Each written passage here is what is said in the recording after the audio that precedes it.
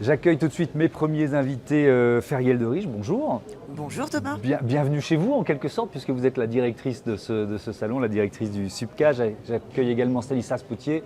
Bonjour et bienvenue. Vous êtes le président de l'association BBCA pour le développement du bâtiment bas carbone, à l'origine de la création de ce salon. Tiens, je démarre avec vous. Je le disais dans les titres, c'est la deuxième édition. Pourquoi vous l'avez créé? C'était quoi l'idée de départ? Accélérer le mouvement? Oui, alors en fait, BBCA, l'association, a été créée en 2015 et c'était déjà une initiative du secteur, des acteurs particulièrement engagés dans la décarbonation, mais qui ne se sentaient pas valorisés dans ce qu'ils faisaient, ni par la réglementation, ni par les labels, etc. Donc ils se sont dit, on va s'organiser nous-mêmes et on va promouvoir ce qu'on fait, les bonnes pratiques en matière de diminution de l'empreinte carbone. Alors ça a progressé, ça a prospéré. Et chaque année, on a commencé à célébrer les meilleures opérations avec les trophées BBCA. Et puis est arrivé un moment où on s'est dit, mais il faut quand même aller plus loin, ça commence à s'installer. Le sujet est absolument clé, central pour tout le secteur. Et on a aussi besoin de ménager un espace de rencontre entre tous les acteurs de la chaîne de valeur, c'est-à-dire les fabricants de matériel, les constructeurs, les architectes, les bureaux d'études, etc., pour qu'ils se rencontrent et qu'il y ait une alchimie qui se passe. Donc on a lancé ça l'année dernière, effectivement, avec un partenaire spécialiste de salon, et ça a tellement bien marché que maintenant on a décidé que ce sera annuel. Bon, parfait, très bonne nouvelle. Feriel de Riche, on vous avait reçu dans Smart Impact, pourquoi? Pour annoncer la création du salon. Il a bien grandi. Présentez-nous, posez-nous le décor en quelque sorte de cette deuxième édition. Il a bien grandi et c'est vrai que vous étiez à nos côtés dès l'annonce du lancement du SIPCA. Vous posez le décor, 150 exposants, il grandit en effet. On a plus d'exposants que l'an dernier, beaucoup plus de solutions, des territoires aussi, des élus, des investisseurs, toute la chaîne de l'immobilier, de la construction, de la co-construction de la ville et du territoire décarboné est vraiment bien représentée cette année sur le salon, ce qui montre que tous les acteurs avancent vraiment ensemble. Est-ce que vous voulez, j'allais dire sélectionner le mot est peut-être un peu fort, c'est sélectionner, mais c'est un engagement que le fait de participer à un salon comme celui-là? Alors, c'est un véritable engagement de participer à un salon comme celui-là. On y candidate. Et quand on y candidate, c'est qu'on prend bien conscience du fait qu'on est un acteur vraiment déjà dans l'engagement, en effet. Avec des solutions concrètes. Avec des solutions concrètes, qu'il s'agisse, en effet, si on prend à l'échelle d'une solution technique, d'une solution énergétique ou autre, c'est qu'elle a déjà fait ses preuves concrètement, qu'on la présente ici au travers d'une réalisation bas carbone. Quand on est promoteur ou constructeur, on vient présenter une réalisation à l'échelle d'un bâtiment, d'un écoquartier aussi qu'on a créé, et on passe un comité de sélection. C'est ce qui fait le succès du SIPCA, c'est qu'on n'a pas de greenwashing ici. On vérifie vraiment tous les dossiers, tous ces acteurs, leur engagement concret. Avec une volonté cette année de partager les solutions avec vos partenaires européens, c'est un peu l'idée ou la thématique, si j'ose dire? Oui, si vous le dites, c'est que vous l'avez peut-être déjà remarqué sur le salon. On a d'ailleurs juste en face de votre plateau des solutions américaines qui sont ici présentes, mais qui sont déjà assez développées en France. On a des solutions suisses, belges, et on a une forte volonté aussi sur les années prochaines, en tout cas sur les prochaines éditions, d'avoir une représentation de solutions vraiment mondiales qui souhaitent accompagner les acteurs français dans cette transition et cette transformation.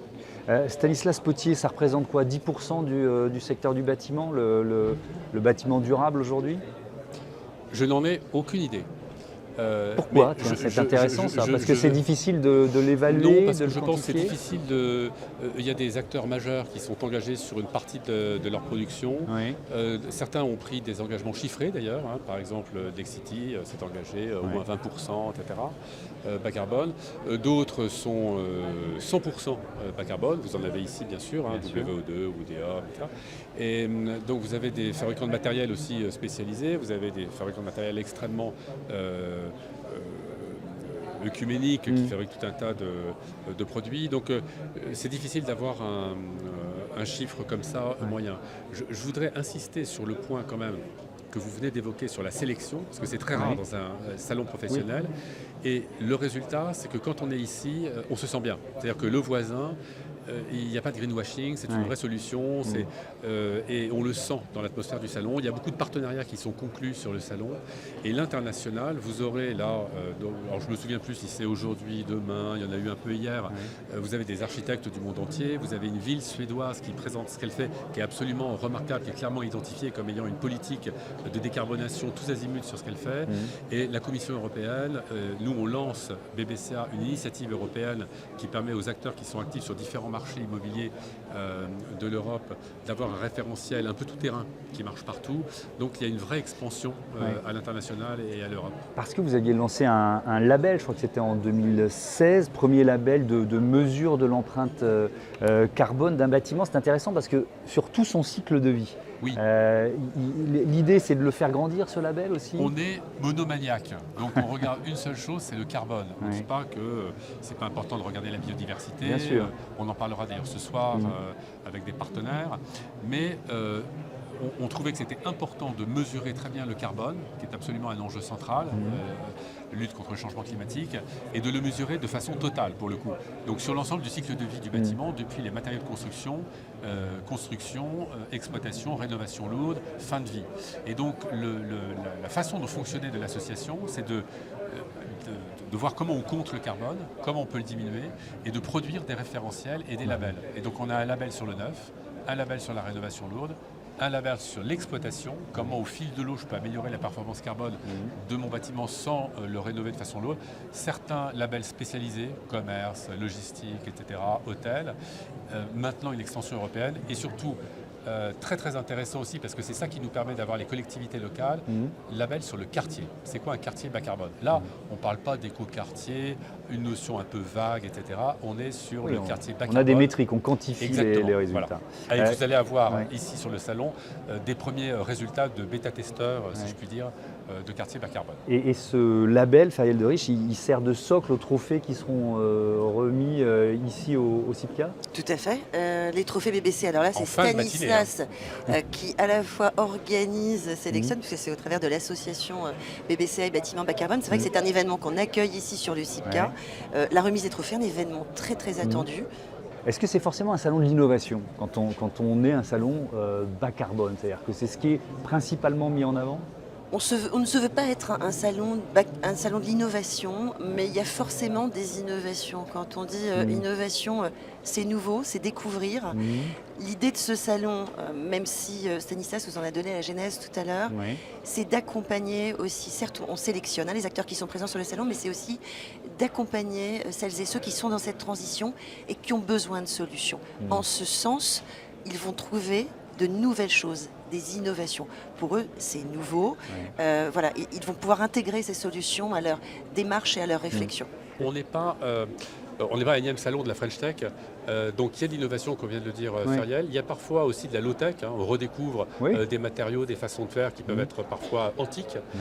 En revanche, là où c'est nouveau, c'est qu'on s'inscrit dans une véritable révolution industrielle.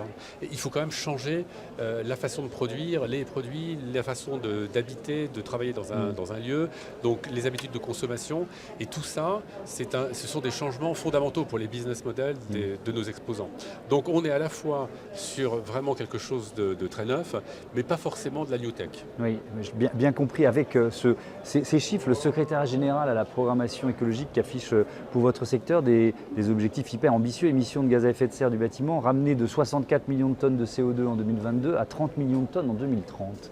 Est-ce que c'est tenable? C'est formidable. Il n'y a pas de choix, quoi. BBCA se donne pour objectif de diminuer par 2 le plus vite possible l'empreinte carbone des bâtiments. Donc voilà, on y est. Après, mais pour tenir ce défi, les leviers les plus importants à activer pour vous, c'est quoi? C'est la formation, c'est...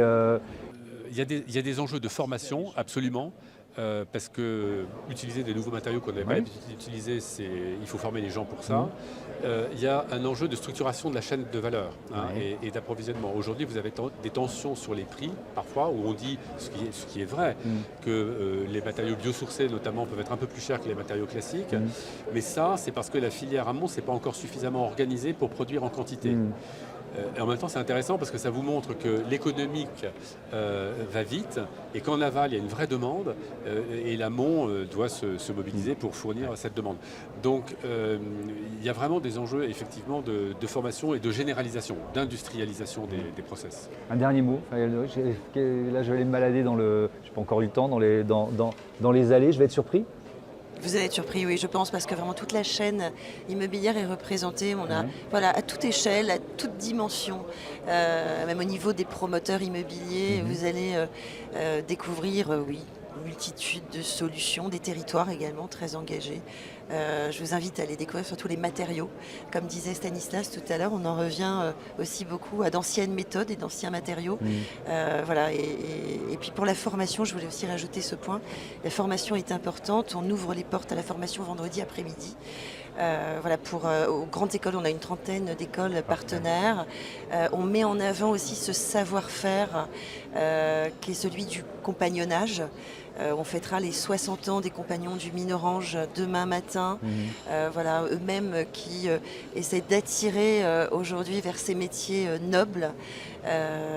Voilà, vous allez découvrir plein de choses, mais je vous invite surtout à monter sur les salles de conférence parce qu'on a des sujets très pointus, très intéressants et vous allez apprendre beaucoup de choses. Et qui vont peut-être nourrir de futures émissions de Smart Impact. Merci beaucoup à tous les deux. Avant d'aller me balader dans les allées du salon, j'ai d'autres invités à recevoir dans cette émission spéciale.